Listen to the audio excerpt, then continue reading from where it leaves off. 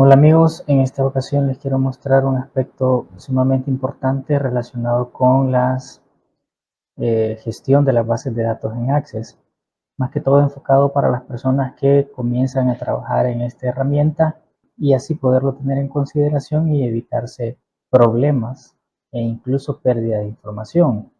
Fíjense que este video surge a partir de una experiencia que tuve en donde utilizo una base de datos de Access para poder generar reportes.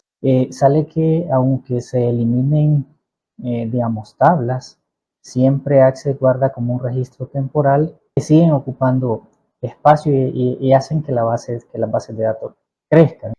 En ese sentido, fíjense que hay que tener en consideración las especificaciones de la base de datos, ya que, como lo podemos ver aquí en esta parte, las bases de datos de Access permiten un máximo de 2 GB o menos el espacio necesario para los objetos del sistema, del programa como tal, del gestor. Entonces, básicamente aquí nos da alguna alternativa que podemos utilizar en esta parte para poder nosotros manejar, digamos, cantidades de datos mayores a 2 gigas, pero a través de las tablas vinculadas. Ahora bien, el problema es que si nuestra base de datos llega al punto de límite que nos permite Access, es muy probable que vayamos a perder información. Entonces, para evitarnos todos esos inconvenientes, considero que es importante que tengamos en consideración esta especificación básica, esta especificación de tamaño.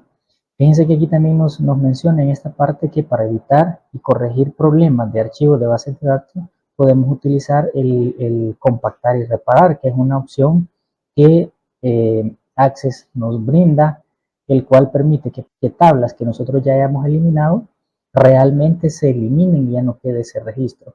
Porque puede pasar que nosotros eliminamos tablas, eliminamos información, pero eso no se ve reflejado en el tamaño de la base de datos, el tamaño no disminuye, que es lo que me pasó a mí en particular.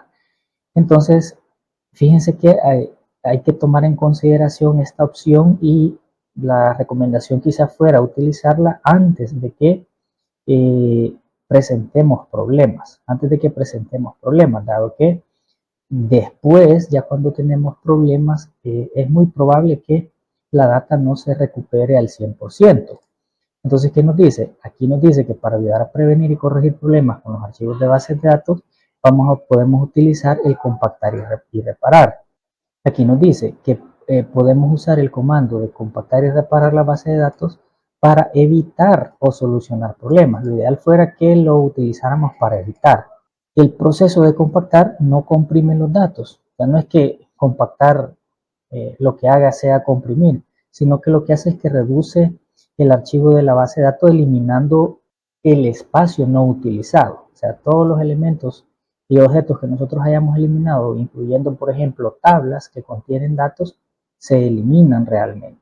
Entonces, este comando también nos dice que puede ayudar a mejorar el rendimiento, ¿verdad? Porque si tenemos los datos más ordenados, nuestra base de datos va a responder de mejor manera. Y aquí nos dan una sugerencia que podemos dividir la base de datos para evitar que se nos dañe la base de datos, pues lógicamente vamos a perder información.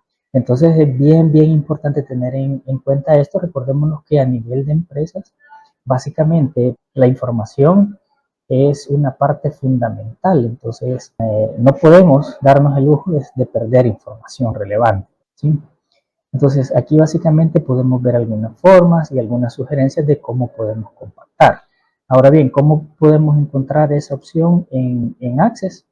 Fíjense que esa opción la encontramos aquí en el menú herramientas de bases de datos y aquí van a encontrar la opción que dice compactar y reparar bases de datos.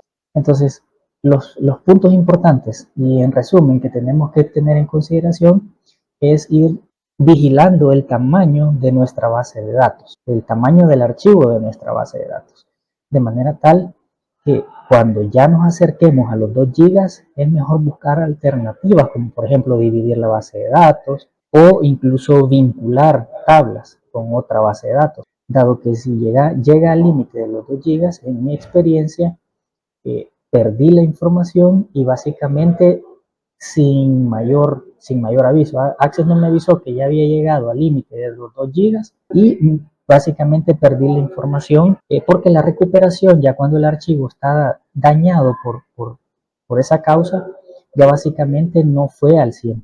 Entonces, ese es el objetivo de este video, es que podamos tener en consideración eso y nos evitemos dolores de cabeza o pérdidas de información que a la postre puedan ocasionar graves problemas, ¿verdad?